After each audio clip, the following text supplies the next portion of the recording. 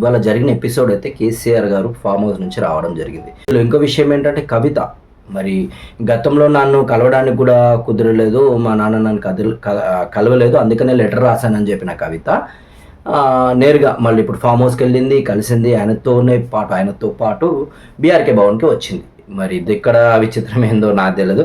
అంటే ఇక్కడ మన తెలుగు రాష్ట్రాలు రెండూ కూడా ఈరోజు కేసీఆర్ వచ్చి ఆడ కమిషన్ ఎదురుట హాజరైనాక ఎవరైతే కేసీఆర్కి పడని వల్ల ఇది అయిపోగానే అరెస్ట్ చేస్తారు, జైలుకి తీసుకెళ్తారని కొంతమంది కామెడీగా మాట్లాడుకున్నా సరే, సో అది పక్కన పెడితే దాంతో పాటు కూడా కవిత రావడం ఏంటి, అసలు ఏం జరిగింది ఏంది అనేది కూడా అదొక విషయం, దాని గురించి కూడా చర్చించడం జరిగింది. సో అది పక్కన పెడితే మొత్తానికి వాళ్ళ ఏం జరిగింది, 9 మంది సభ్యులతోని విచారణ రూమ్లోకి అయితే వెళ్ళడం జరిగింది. విచారించడానికి ఇన్వైట్ చేయడం జరిగింది 9 మందితో పాటు కేసీఆర్ గారిని.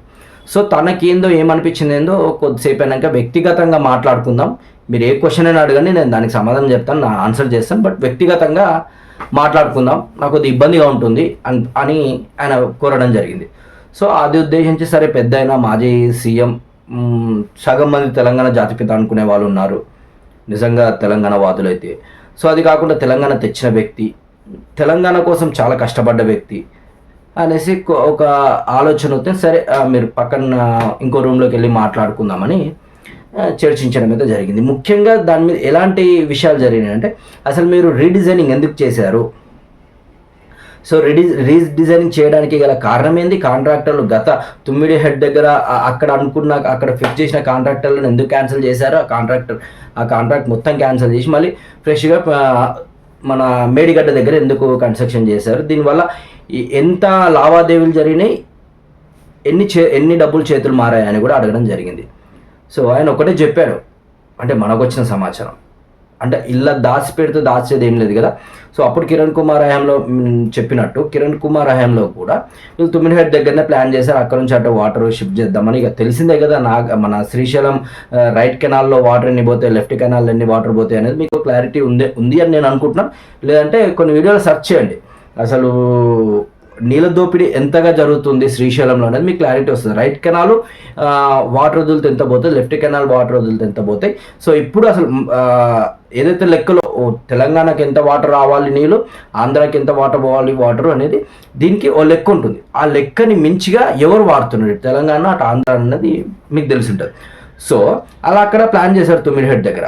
సో అప్పుడు 150 మీటర్ల ఎత్తు కడతా అంటే అక్కడున్న ఏది మహారాష్ట్ర వాళ్ళైతే ఒప్పుకోలేదు. అప్పుడున్న కాంగ్రెస్ ప్రభుత్వమే, రాష్ట్రంలో కాంగ్రెస్ ప్రభుత్వమే, సెంట్రల్లో కూడా దేశంలో ఉన్నది కాంగ్రెస్ ప్రభుత్వమే, సెంట్రల్ పార్టీ కూడా కాంగ్రెస్ ప్రభుత్వమే అప్పుడు చేస్తుంది. సో అందరికీ ఓనర్ ఒక్కరే, మరి అప్పుడు ఎందుకు తుమ్మిడిహెడ్ దగ్గర అసలు మొదలు పెట్టలేదు అనేది ఆ క్వశ్చన్ మార్క్ కదా.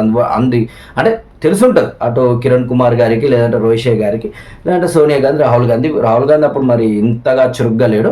సోనియా గాంధీకి అప్పుడున్న మన్మోహన్ సింగ్ వాళ్ళందరూ తెలుసు ఏం జరిగింది, ఎలా జరిగింది అనేది అవగాహన ఉంది. అప్పుడున్న చిదంబరం, సో వీళ్ళందరికీ అవగాహన ఉంది అక్కడనే కడదాం అనుకున్నారు, మరి అక్కడ ఎందుకు కన్స్ట్రక్షన్ చేయలేకపోయారు అనేది కూడా క్వశ్చన్ మార్క్. అది వాళ్ళకైతే తెలుసు, మనకు తెలియదు. సో అక్కడ నుంచి రీడిజైన్ ఎందుకు చేశారు అనేది సింపుల్గా మనం చెప్పుకోవచ్చు. అప్పుడు వాళ్ళు అక్కడ కట్టలేని సిచ్యువేషన్లో వీళ్ళు సెంట్రల్ని అడిగితే వాళ్ళు క్లారిటీ ఇవ్వడం జరిగింది. ఇక్కడైతే ఓకే, సిడబ్ల్యూసి ఇక్కడ కన్స్ట్రక్షన్ చేసుకోవచ్చు అని సిడబ్ల్యూసి చెప్పడం జరిగింది. దాని గురించి ఇక్కడ కట్టడం జరిగింది.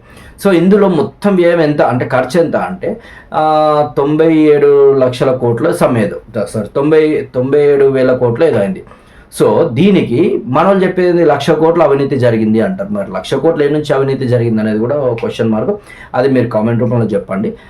అంటే లెక్కలు నాకైతే అవగాహన లేదు.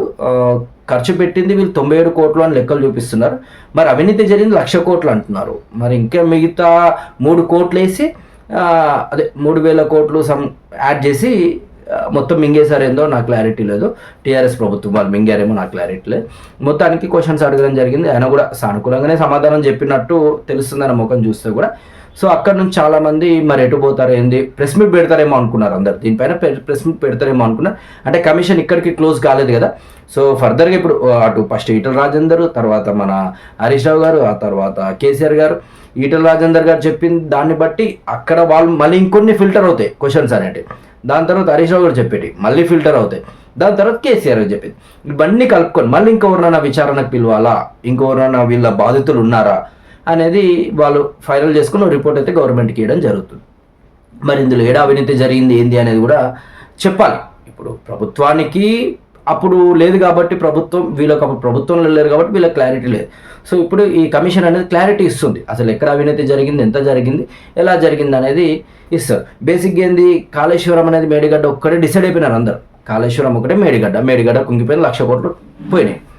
అంటే దాంట్లో చాలా సొరంగాలు ఉన్నాయి, చాలా పంప్ హౌజ్లు ఉన్నాయి, చాలా బ్యారేజ్లు ఉన్నాయి, చాలా లిఫ్టింగ్ ఏది మోటార్లు ఉన్నాయి, స్టోరేజ్ చేసేటివి ఉన్నాయి, అలా చాలా పవర్ జనరేటర్ అట్లా చాలా ఉన్నాయి. కొన్ని గ్రావిటీ వల్ల ఎంత పోతుంది, దానికి ఎంత పవర్ ఖర్చు అవుతుంది ఏంది అనేది చాలా ఉన్నాయి దాంట్లో. అది ఆల్రెడీ చెప్పుకున్నాము ఆ వీడియో, మళ్ళీ రిపీట్ ఎందుకని చెప్పట్లేదు, షార్ట్కట్లో తీసేస్తున్నా. సో ఇదంతా పక్కనే పెడితే కేసీఆర్ గారు రావడము, దానికి భారీ ఎత్తున అసలు మార్నింగ్ చూస్తే మీకు చిన్న విజువల్ ప్లే చేస్తాను.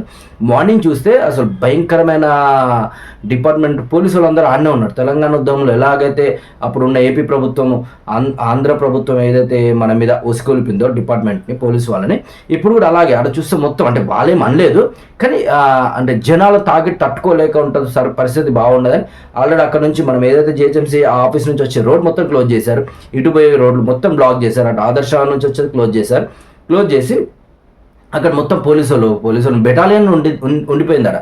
ఒక 2-3 డీసీఎంలు, కార్లు, అది ఇది. సో దాని తగ్గట్టు స్వచ్ఛందంగా జనాలు కూడా భారీ ఎత్తున వచ్చారు. మరి అది ఎందుకు వచ్చారో తెలియదు. ఓడిపోయిన వ్యక్తికి అంత క్రేజ్ ఉండడం అది ఆయనకే తెలియాలి, కేసీఆర్ గారికి తెలియాలి. సో వాళ్ళందరూ కూడా అక్కడ జనాలు చేరడం జరిగింది. ముందుగానే ఊహించిన ప్రభుత్వం పోలీసు వాళ్ళని మాత్రం సిబ్బందిని భారీ ఎత్తున తరలించారు అక్కడికి.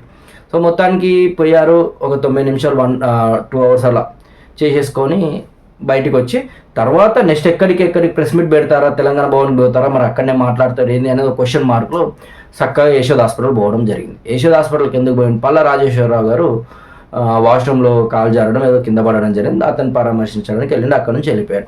ఇక్కడితో మార్నింగ్ స్టార్ట్ అయినా అంటే మార్నింగ్ నుంచి అసలు నిన్న నుంచి కేసీఆర్ వస్తాడు, ఏం మాట్లాడతాడు, ఏం చేస్తాడు, అంత అడావిడిగా జరిగింది. సో అదంతా కంప్లీట్ చేసుకొని విచారణకి పోవడం జరిగింది. విచారణ నుంచి పల్ల రాజేశ్వర్ గారిని చూసి వెళ్ళిపోవడం జరిగింది. సో ఇదంతా ఎపిసోడ్లో ఏం అర్థమైందో నాకు తెలియదు మీకు, కానీ అందరు కూడా రాడు దొంగ అన్నట్టునే విచారణకు పిలుస్తారు అంటే చాలామందిని కూడా ఇప్పుడు సోనియా గాంధీని కూడా సిబిఐ విచారణకు పిలవడం జరిగింది. సిఐడి వాళ్ళు పిలిచినారు, మాట్లాడినారు, పంపించినారు. పోయినోడల్లా దొంగ కాదు, అట్లా అని ఇన్నోడు మంచోడు కాదు. సో ఎవడు దొంగ అయ్యింది అనేది ఎవరు ఎందుకు పోలీస్ స్టేషన్లో జైల్లో పోయారనేది మీరు కూడా అర్థం చేసుకోవాలి. సో ఈ ఇన్ఫర్మేషన్ కనుక మీరు నచ్చినట్లయితే కామెంట్ చేయండి, కరెక్టా కాదా నేను కూడా సరిదిద్దుకోవాలి కదా, కామెంట్ చేయండి.